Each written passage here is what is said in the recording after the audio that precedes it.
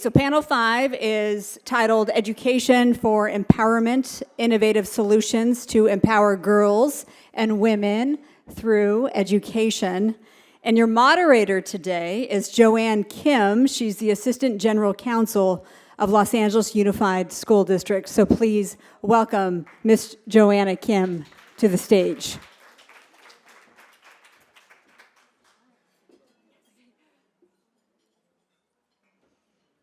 Hi, good afternoon, everybody. Again, my name is Joanne Kim Nishino now.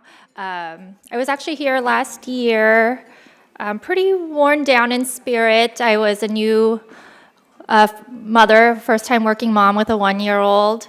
And so again, pretty exhausted and worn down, but I loved the energy in the room and was really invigorated by it. And I had, at the time, a year ago, texted Awana that I was early on in my second pregnancy and that baby is now in the lobby with my mother. So, we do it all just as Marla ran off to do her day job. We figure out a way to do it all. Women are so powerful and impressive. And selfishly, I'm here again. I'm starting work again next week, here to feed off the energy from all of you in this room. As said in my introduction, I'm an attorney for the Los Angeles Unified School District, which is the largest school district in California and the second largest school district in the United States.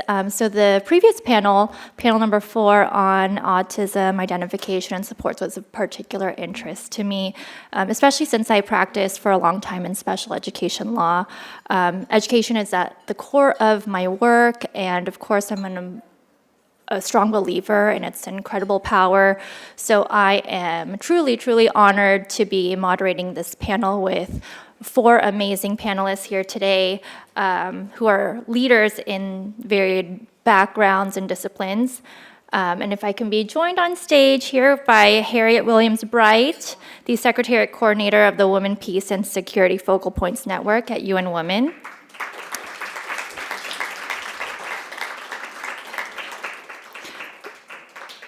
We also have Gabriela Iancu, multidisciplinary photographer and designer with Adobe. And third, we have Madeline DiNonno, President and CEO of the Gina Davis Institute. And then last but certainly not least, we have Magda Popescu, Executive Director at the FAN Courier Foundation of Romania. And so through our discussion today, we have very limited time, so thinking about 3 minutes per question to keep us on track and kind of capture the time that we've lost.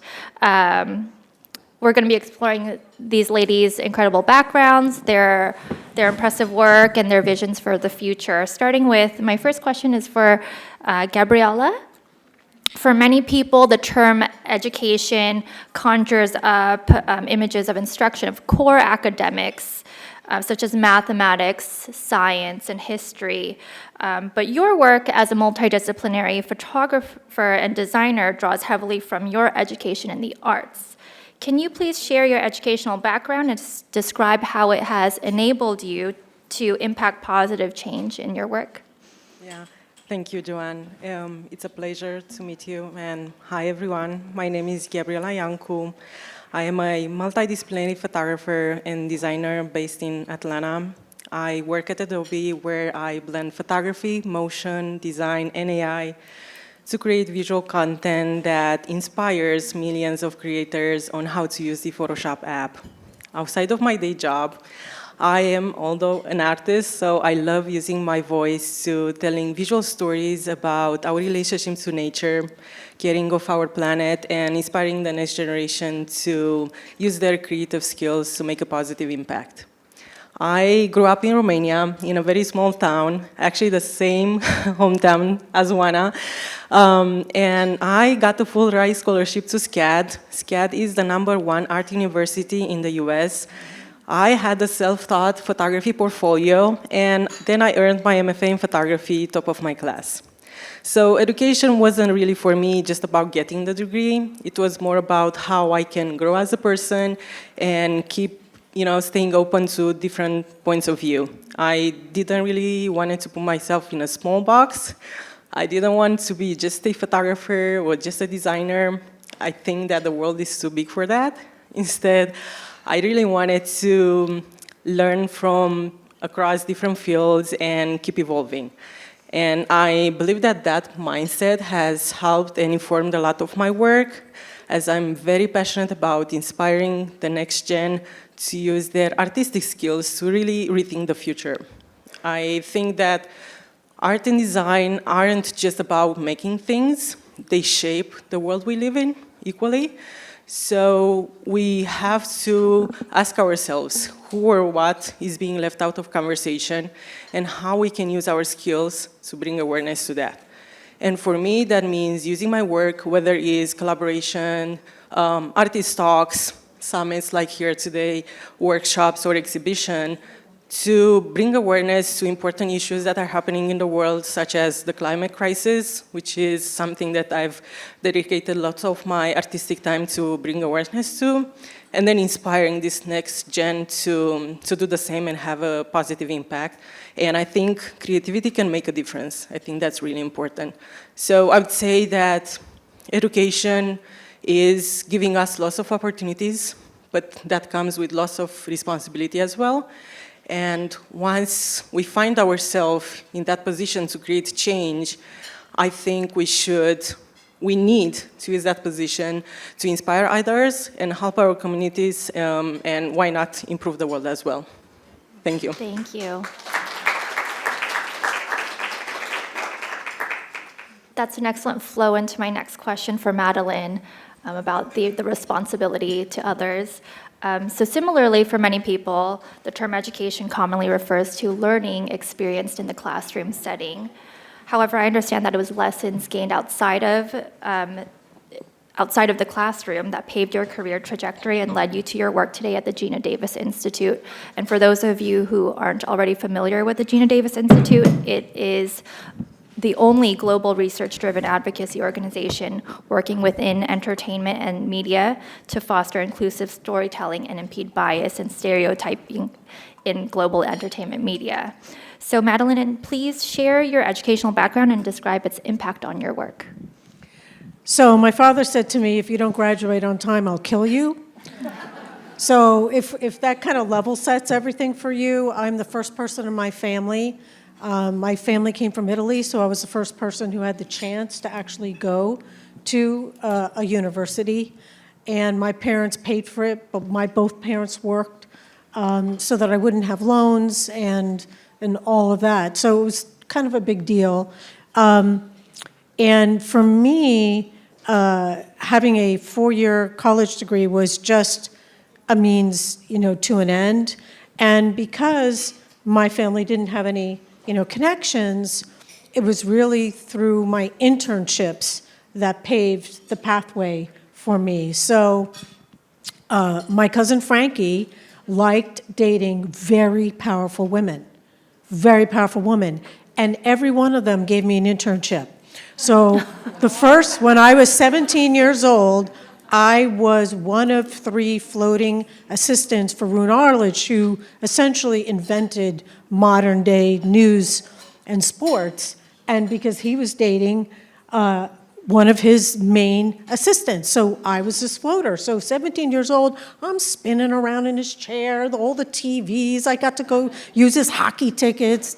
Never met the man, although he was a crazy genius. But anyway, once I entered ABC, I had 4 years of internships. I had 4 years of experience by the time I graduated, and that's what landed my first job. Yes, I had the initials that I had a Bachelor of Arts degree, but it was really those experiences that led me on my way. And nowadays, as parents, we have to evaluate the value and the pathway. Vocations are great. And there's a lot of jobs in media and television and film where you don't have to be in a union, you don't have to have a 4-year college degree. Look at cybersecurity. There's 200,000 jobs in the United States that we can't fill. in cybersecurity, and it doesn't require a 4-year degree. So I think we have to be open-minded on how we look at what does education mean now. Thank you. And thank you to Frankie, but also it was your talents that got you where you are today. Next is for Magda. Speaking of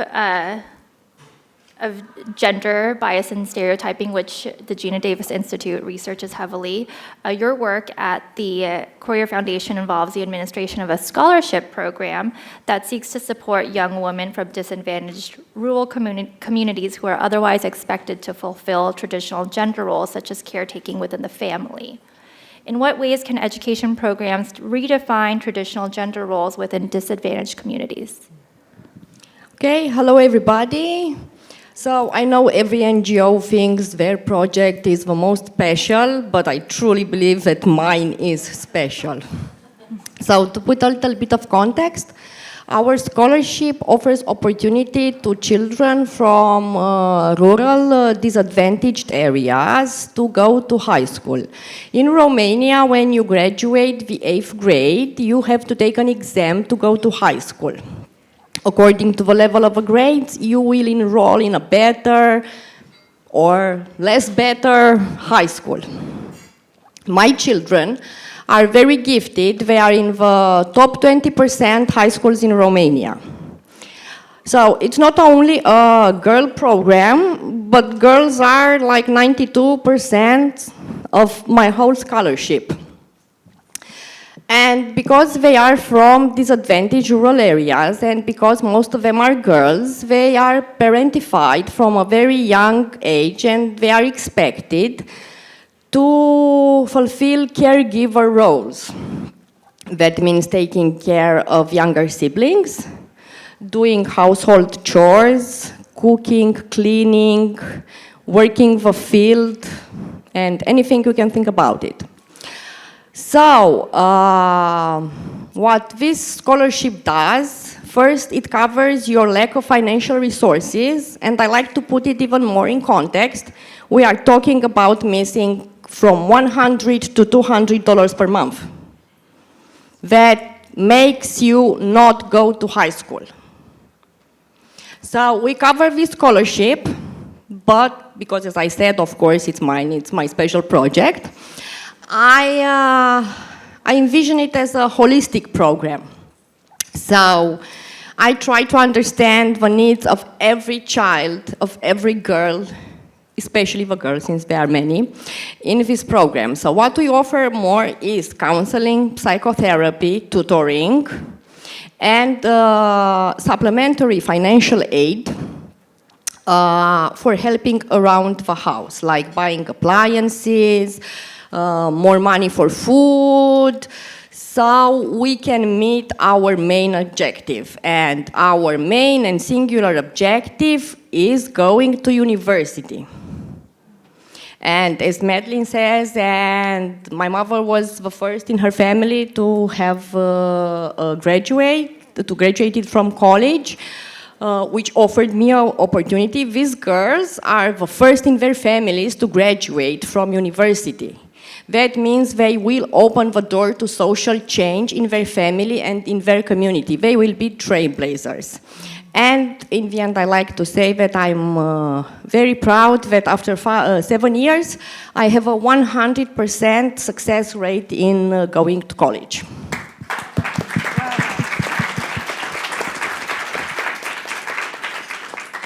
Amazing, thank you.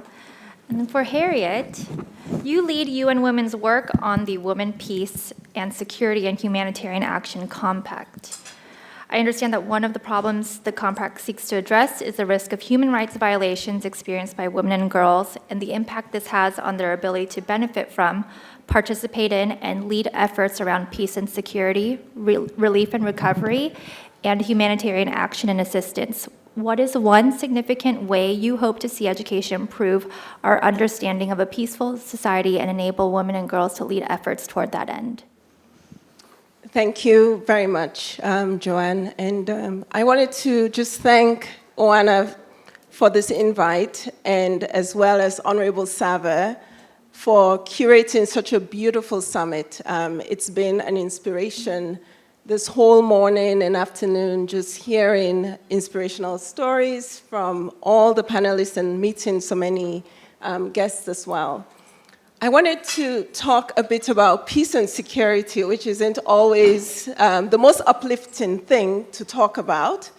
But the uplifting part is that I'm not only going to talk about peace and security, I'm going to talk about women, peace and security. And the women part is the inspiring part for me. What I wanted us to take a look back, just to center our minds, is that in 2011, there were 3 women who, for the very first time, won the Nobel Peace Prize, all 3 together. 2 were from Liberia in West Africa, and 1 was from Yemen. The one from Liberia was the first elected president of West Africa, in a country in West Africa. And the lady from Yemen was a journalist and an activist. And the lady from Liberia was known to motivate others across religions to engage for peace and to mobilize women, men, communities across the globe as they were fighting for peace in Liberia. I wanted to say that because over many years, we've been pushing in so many ways for women to be part of peace processes. And what that means is having women at peace tables, in peace negotiations, and part of the peace process. But that we are not getting to that equality that we want to see in this work. Instead, what we have is that in 2023, only 9% of negotiators were actually women. And so that needs to change. And one of the reasons I was looking forward to this conversation is that this effort requires a lot more emphasis on education and reaching girls, boys, men, very early on in a process before a conflict strikes, because so many steps occur before we get to a peace process. And so I've been also talking to many of you, having this conversation around how do we instill peace education into our regular discourse? How do we introduce conversations around nonviolence, but particularly how do we empower young girls to take leadership roles, but also boys to encourage and see the role that women and girls play in these processes. The work that I do at UN Women centers a lot with governments and the commitments they have made to this work. And this is called the Women, Peace and Security Agenda. And many governments have made commitments to ensure that women are playing their full, equal, rightful role in peace processes as equals, because they do go through conflict processes. So why aren't they part of the peace and the rebuilding side of things? And one of the things that we have launched is the Compact on Women, Peace and Security and Humanitarian Action. And that is one of the initiatives that we have worked as well with WANA on how do we broaden the audiences that talk about this work. So it's not only about engaging militaries, it's not only about engaging advocates who work on peace, but how do we encourage those working in media? How do we encourage those working in publishing, in technology? And how do we encourage those all around the world, all of us pretty much, to engage in this work a bit more? So one of the things I would like to say here is that if your organization is interested in peace and security work, we are currently experiencing more conflicts than we ever had since World War II. And so we can't even talk about all of these issues without talking about how do we engage on peace building, on prevention, And what is the role that each of us can play? Because I do believe that everyone has a strong role that we can play on this work. So to learn about the Compact on Women, Peace and Security and Humanitarian Action, what that allows governments, civil society organizations, academia, regional organizations, philanthropies, is to really select a commitment that they want to follow through on that has impact. And what does that impact mean? It means engaging from an intergenerational standpoint, bringing young women into that process. It means engaging at local level. It means looking at intersectionalities. We're all very different, but still very interconnected. How do we take all of that into consideration and seeing this as an opportunity, this community here, this leadership that we see in this room, how do we galvanize it collectively to a more peaceful and sustainable world? Thank you. Thank you.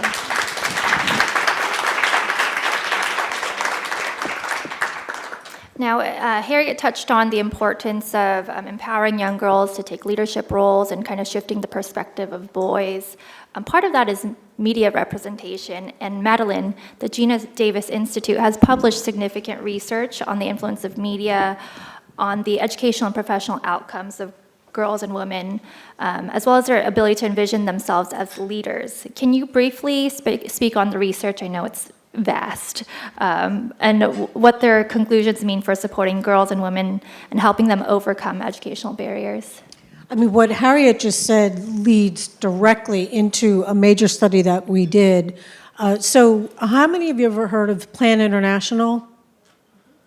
So it's the oldest and largest direct girl serving organization in the world. They've been around for over 80 years. They're in as many member states as the United Nations. And so they were interested in the connection between girls 16 to 24, globally, perspective on leadership and what media messages are being conveyed. So there were two parts to the study. One was a survey of young women, 16 to 24, asking them about their views on leadership. And I'll start with that. So it was interesting when they surveyed, this was 10,000 girls in 9 countries around the world. And 60% of them said, I would like to be a leader. 20% said, I'd like to be a leader in my country. 30% said, I'd like to be a leader in my community. And then what was very interesting is that 94% of them said, I believe I will be sexually harassed as I pursue leadership, and I believe that I'm going to have a much harder time. But still with that, on average, 62% said, I want to be a leader. So in spite of the negativity and the challenges that they would face, they still wanted to be a leader. So now over to, well, what is media saying about leaders? So we looked at the largest grossing films around the world, box office films. It was 22 countries. And what was interesting is so much of US media dominates the global landscape that it went from, say, like 200 films down to like 52. And then we specifically looked at, and there was about maybe 1,500 or so characters who were characters that were leaders, and of those characters that were leaders, how many were women? And it was a 2-to-1 ratio of male leaders to female leaders. And this is the punchline. So we're talking about a female make-believe character as a leader in one of the largest grossing films from all over the world. They were 4 times more likely to be depicted as partially nude. They were 4 times more likely to be sexually objectified, which means that the camera lens only showed them as like pieces, body parts. They were 2 times, more likely to be, hypersexualized. They were not shown as being more powerful. They weren't shown as being more in control, even though their character was absolutely depicted as a leader. So you have to say to yourself, what is the message that we're not only sending to women and girls, but what's the message that men and boys or whoever you identify they're getting? They're getting the message that A, women and girls don't take up space, they're not important, and they can't lead.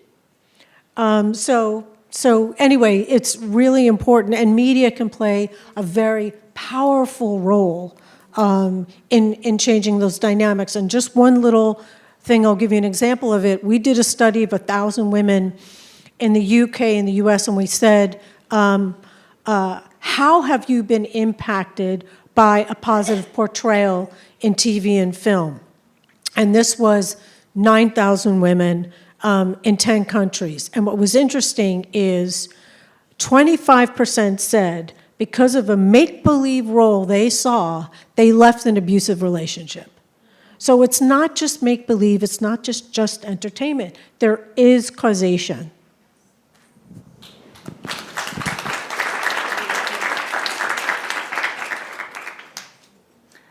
For Gabriella, the incredible research that Madeline just described demonstrates the impact of the portrayals of girls and women in media. What enabled the shift from viewing your art as a medium for personal self-expression to a vehicle for activism and advocacy? So I think the multidisciplinary background that I just mentioned earlier really helped me step outside traditional paths and see myself more than just an artist, more as a person that has the power to advocate for the things that I truly believe in. So I feel like for me, creativity has never been just about making things, but also about asking bigger questions about the world. And that kind of led to my work appearing in some pretty unexpected places, trying to advocate for the things that I was truly believing in, such as the International Space Station, NASA TV, Australia's Space Channel, and greeting millions of creators with art on the Photoshop splash screen. So I believe that creativity has this power to bring different perspectives into the focus and make us think and make things less abstract, essentially. So self-expression, I feel, is not just about sharing something that's so personal, but asking these bigger questions about the world. And that's where the true power of creativity and art has truly been for me. And education, I feel, is becoming more transformative when it's not just about learning, but about opening doors too. And the right kind of education, as Madeline mentioned, I think it should be designed to empower, especially the younger generation, to lead and innovate in whatever path they choose, because that's the best path for them. So they shouldn't be fitted into a small box, because they feel more empowered when they really have the power to choose their own path. Thank you.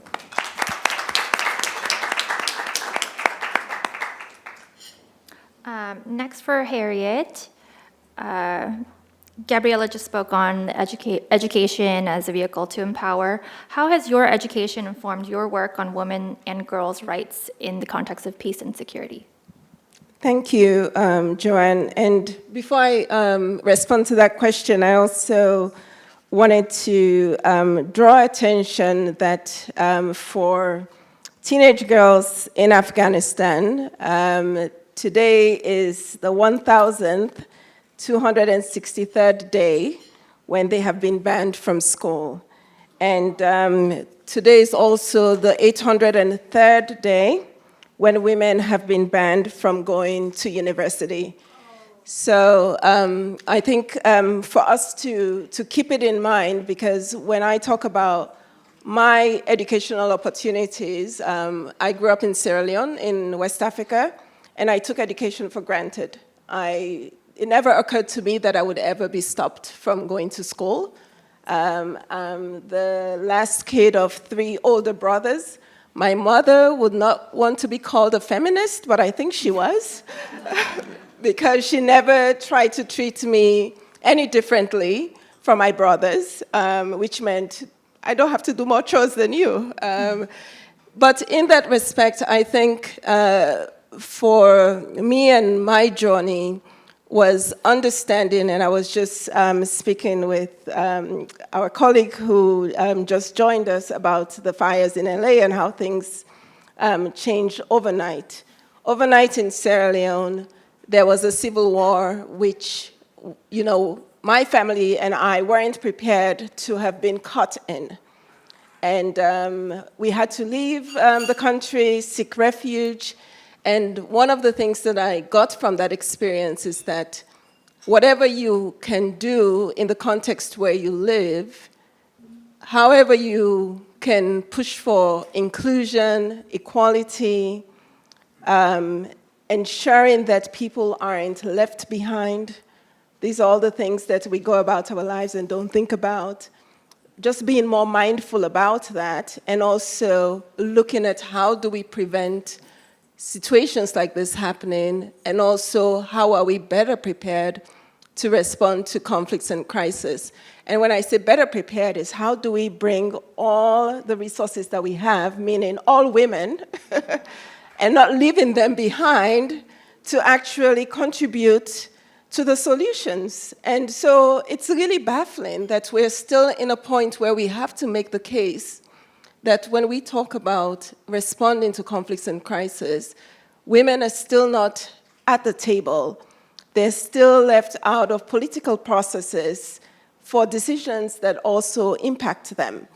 And so one way of really addressing this is really going back to how do we educate and teach? How do we engage men and boys? How do we engage other girls and women as well to see this as something of a priority? Because in many ways, we are planning ourselves and preparing for things of the unknown, right? We never know what may happen, but we need to be prepared. Thank you.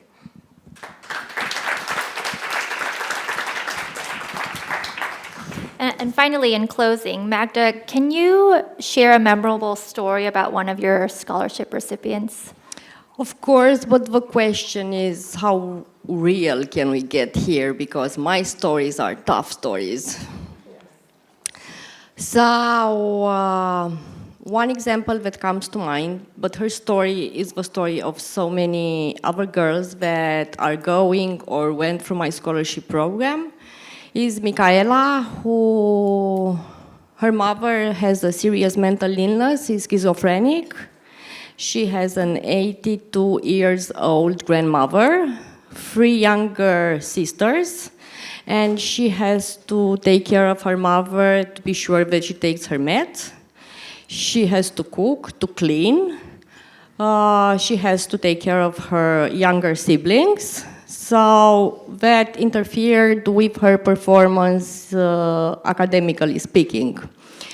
So what we did is that we started to buy household appliances. A washing machine can save you a lot of time. And I know that many of us, including myself, think it's like something natural in your household, but most of my kids don't have a washing machine. And this girl didn't get an automated washing machine because she doesn't have permanent running water. So she got a semi-automated washing machine. And then I got her microwave, and then I got her a budget for frozen products, which are not healthy. But for 1 year, in order to get to university, well, yeah, let's eat a lot of frozen products. We just put them into the microwave. So yes, after 1 year, it was hard. We paid for tutoring. We talked a lot. She got into college. But I have like tens of stories like this. Thank you, thank you. It's the applauses are not for me, are for these children, and I found myself particularly close when I went last night to Deborah's house, and when I saw this bracelet called resilience, that's what my children have, resilience. So that's what makes them winners. And in order to conclude and changing on a more happy tone, In your gift bag, I brought this from Romania. I like to share my favorite celebration. It's called Mărțișor in Romania. It's an 8,000-year-old celebration. It's UNESCO protected. That means that it starts on 1st of March. And you get this little talisman, which is supposed to have a little bit of red and white. And it also can signify for you good luck, protection in health. And I brought 6 symbols who are very, very old. They are thousands of years old. Each one of them is an archetypal symbol, and in the envelope you'll find all of their stories, and I hope you like it. And if you really like it, I like you to take a photo with them, because they are handmade by a social enterprise who employs women who are financially disadvantaged, and they are making them handmade. These are women who have a lot of children, who can't afford to work full-time, who don't have jobs near them, so they make this handmade. And it would make them so proud that their mărțișoare got to America. Thank you. Thank you. I didn't even know about Magda's wonderful surprise. So what a wonderful way to conclude panel 5. Thank you to our incredible speakers.